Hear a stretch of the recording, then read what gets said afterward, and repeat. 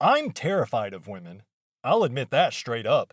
A woman can ruin your reputation at the snap of her fingers if that's what she wants to do. And not only that, but it's just biologically hardwired into the male psyche to value what women think about us more than just about anything else. Logically, we shouldn't place that much value on what women think, but that's like telling a lion you shouldn't want to eat a gazelle. It's just our biology. It's human instinct. We have genetically adapted over millennia to feel fucking crushed on a deep emotional, spiritual level anytime a woman expresses disgust with us. Have you ever had a woman use ew to describe you or something you said or did? One time I heard some girls behind me being like, ew, gross, and they weren't even talking about me, but just the possibility that they could have been referring to me had me nearly ready to shred my social security card and buy a plane ticket to Argentina to try to change my identity. Because when a woman lets you know that you are not even almost attractive to her, and in fact, she finds you repulsive, it just cuts so deep. It's like you're being forced to consciously reconcile with the fact that you probably will never reproduce. It's a lot like being forced into realizing your own mortality. It's just deeply unsettling. It's an existential crisis. So I really hate it when people say the classic, oh, the worst she can do is say no, when really for most of us, that's the best possible outcome, her just saying no. What usually happens is the woman being approached will do her best to make it 100% clear that you are disgusting and she's offended that you would even think you might have a chance. That's what actually happens when you approach a woman as an average-looking guy. So, yeah, I'm terrified of women. Rightfully so. I know enough to know that trying to approach a woman in public is just as logically sound as trying to walk up to a random beehive in the forest and just reaching in with your bare hand and trying to scoop out some honey. You're just going to get stung. Nobody in their right mind would subject themselves to that. And nobody with your best interest in mind would tell you that you should subject yourself to that. Especially considering, fellas, I'm pretty sure the honey ain't even that sweet no more. And even if it's the sweetest thing you've ever tasted in your whole goddamn life, you can't just get you some honey and then keep eating it. Honey is a subscription-based model these days, and you're paying with your sanity. It makes zero sense. It's just not worth it. And another thing, can we stop shaming lonely men for being too cowardly to put themselves out there? By the time a man's given up on approaching women, usually that means he's seen some shit. Whether he experienced it firsthand or not, he has seen what can happen when a female decides that a certain guy is creepy or weird or gross. It's reputational death. Even if it's just a random woman with no connection to your broader social circle, if she hits you with that ew or anything like that, that's like getting punched in the throat. It's gonna hurt really bad, even if you're used to it. Notice how professional combat athletes don't even try to train themselves to become desensitized to being punched in the throat. They just try to prevent it from happening. That's exactly what ew is like. It's like getting punched in the throat. You need to just not put yourself in situations where that can happen, unless you want to suffer.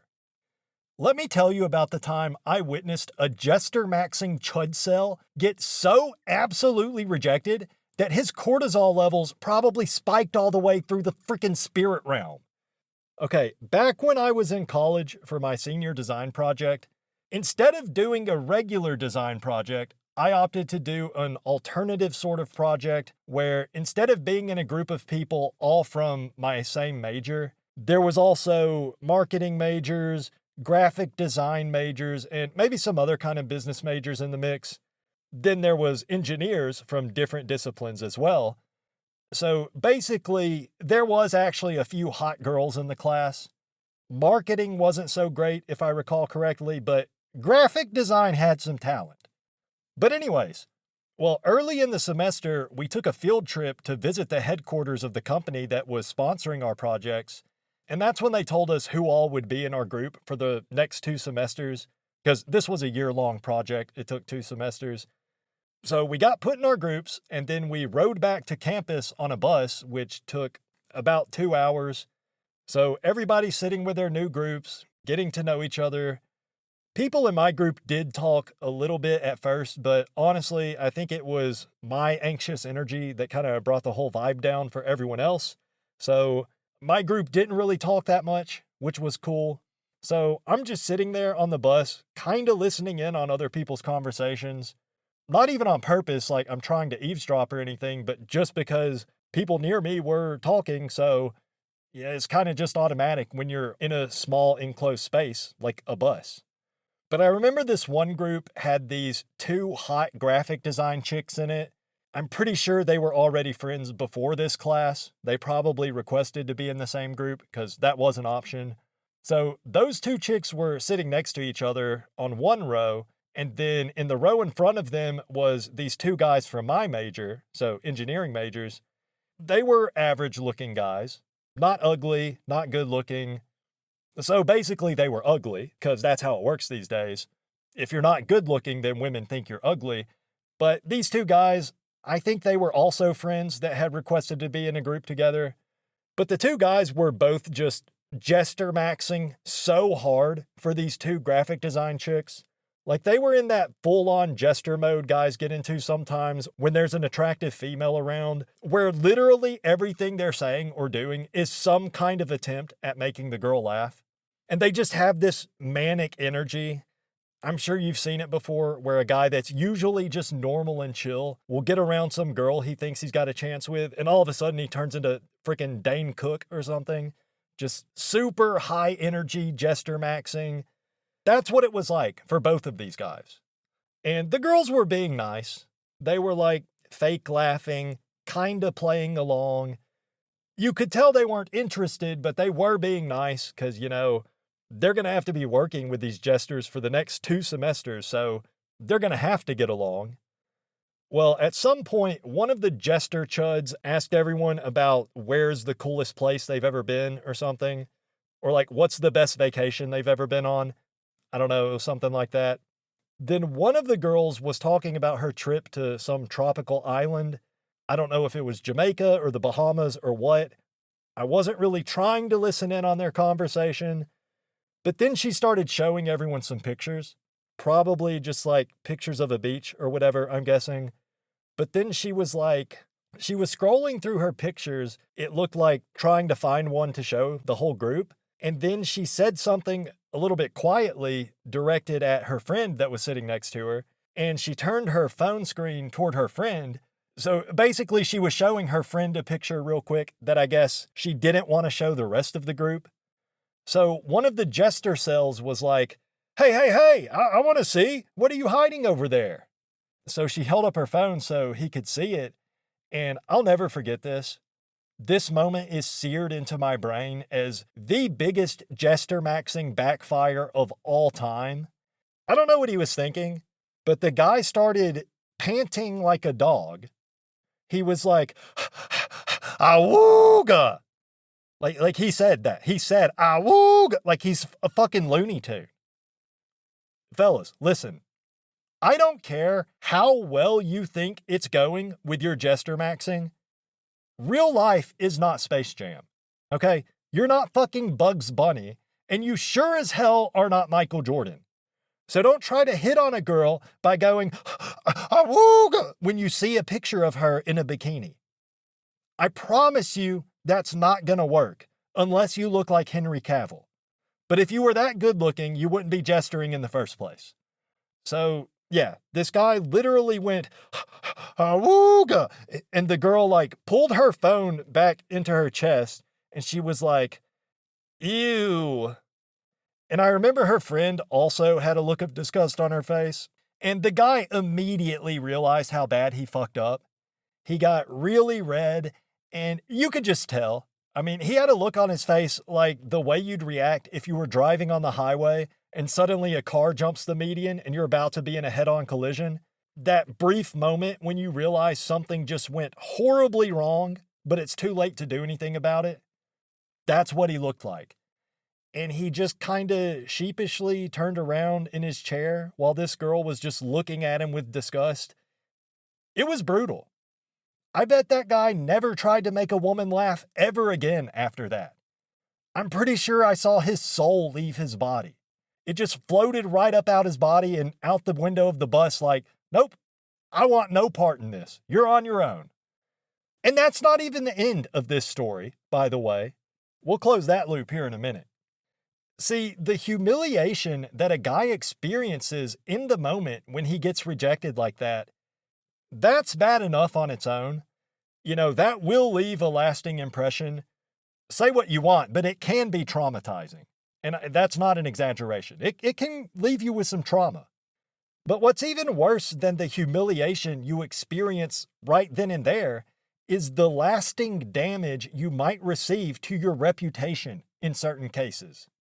If it was just a random woman at the bar that rejected you, then sure, your reputation will probably be fine. Maybe not, especially if you live in a small town or you frequent the location where the rejection happened. But like with this guy on the bus, you got to consider the fact that everyone that was around to see what happened, they're all in the same class with this guy for the next 2 semesters. And you better believe with things like this, where the girl actually felt creeped out, like obviously she wasn't in any danger, and I'm sure she knew that, but you know, the opportunity was there for her to paint the situation as if she was some kind of victim. So you have to be careful with that. Because even outside just our class, I'm pretty sure this guy's reputation took a big hit. Because a week or 2 after that field trip, we were in class in our groups, and this one girl in my group that was a graphic design major, so she knew the girl that rejected this jester. She was asking everyone in our group, "Did you hear what that guy did to Sarah on the bus?" I guess somehow she didn't see it personally. I don't know where she was sitting, but anyways, the thing is, she had the details all wrong. Because she was like, he cornered her on the bus and he made her show him pictures of herself on her phone, and then he kept making creepy comments toward her. And everyone was like, yeah, I heard. That's disgusting. I heard about that.